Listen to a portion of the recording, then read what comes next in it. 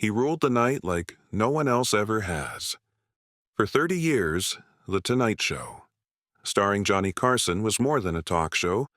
It was America's midnight heartbeat. Every laugh, every pause, every raised eyebrow was part of a ritual that millions shared before sleep. But behind the cool grin and perfect timing, there were nights when the mask slipped. Moments when even the king of late night lost control.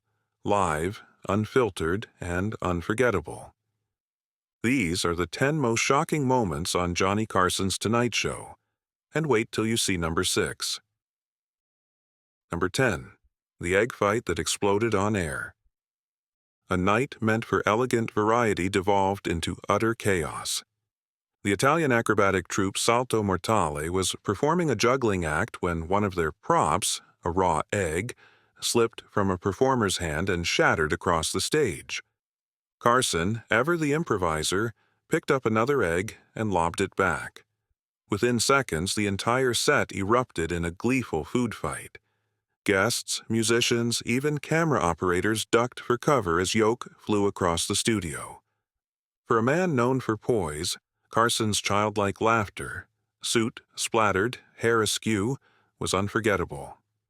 NBC's phone lines lit up with both complaints and applause. Johnny simply smiled and said, "That's live television for you." It was the first glimpse that beneath the charm and polish, Johnny loved a little chaos. Number 9. Don Rickles breaks Carson's desk and pays for it. Carson's friend and frequent guest host Don Rickles once crossed a line even he couldn't joke his way out of. While filling in for Johnny, Rickles smashed the host's beloved desk cigarette box during a bit on his own sitcom, CPO Sharkey. The next night, Carson exacted revenge. Live. In one of late night's most legendary moments, Johnny stormed onto Rickles' set mid-filming, holding the broken box, barking, "Do you know what this is, Rickles?" "This is my property." The audience howled. Rickles froze, torn between guilt and glee. It was part real confrontation, part perfect theater. Two masters of comedy testing how far friendship could bend before it broke. Number 8. The guest who made Johnny lose it. Carson rarely broke character. His cool was his crown. But when Jackie Gleason came on in the early 1970s, that crown slipped clean off. Gleason, the Great One, was loud, teasing Johnny mercilessly about his suits, his hair, even his timing. Finally, he smirked and said, "Johnny, after all these years, you finally learned how to be funny." Carson cracked. He doubled over, head in his hands, tears rolling down his face. The audience went wild.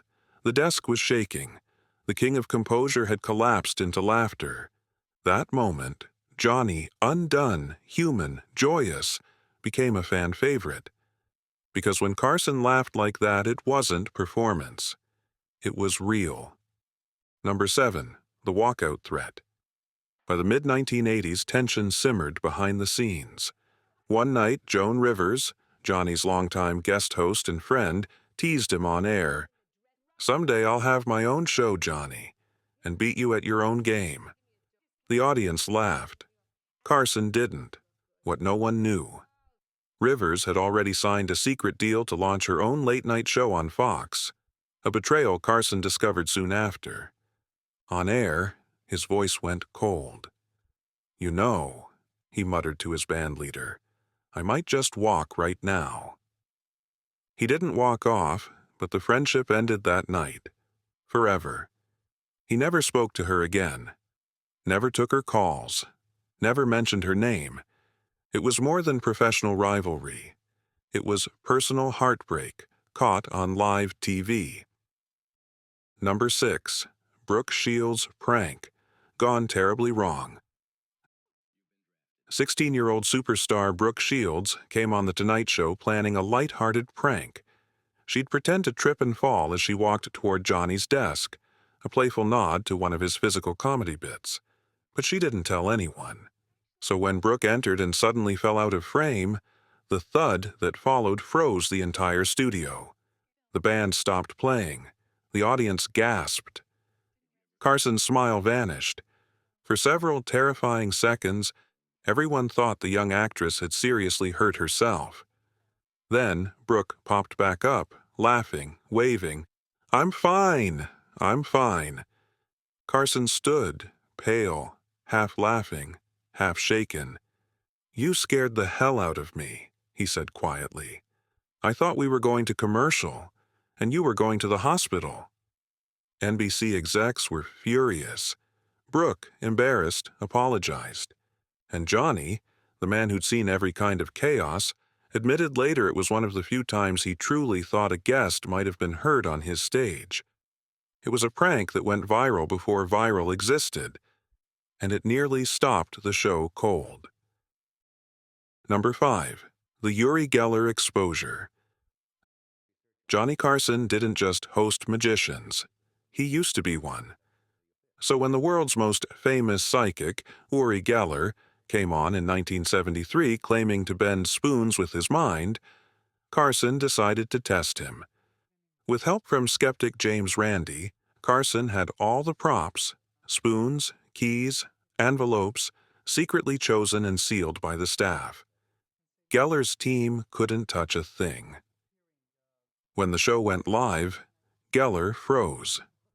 He pressed his temples, mumbled that he didn't feel strong tonight, and failed to perform a single trick. Carson, stone-faced, just waited. The silence was brutal. When the commercial break hit, Geller looked broken. The psychic mystery evaporated.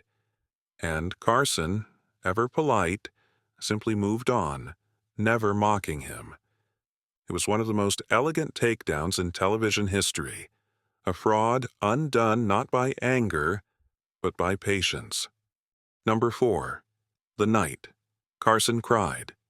Johnny Carson almost never let emotion show, but once in a while it slipped through. In 1973, Fred Rogers, the gentle soul behind Mr. Rogers' Neighborhood, told him softly, "Everyone you meet just wants to be loved, and to know that they're capable of loving." Carson blinked, looked down, and whispered, That's something." It wasn't a breakdown, just a moment of stillness that said everything. There were others, too. Robin Williams making him laugh until tears streamed down his face, Ed McMahon's heartfelt tribute that left him speechless, and the quiet admission in 1987, after his son Ricky died in a car crash. "I lost my boy this year. You never get over something like that."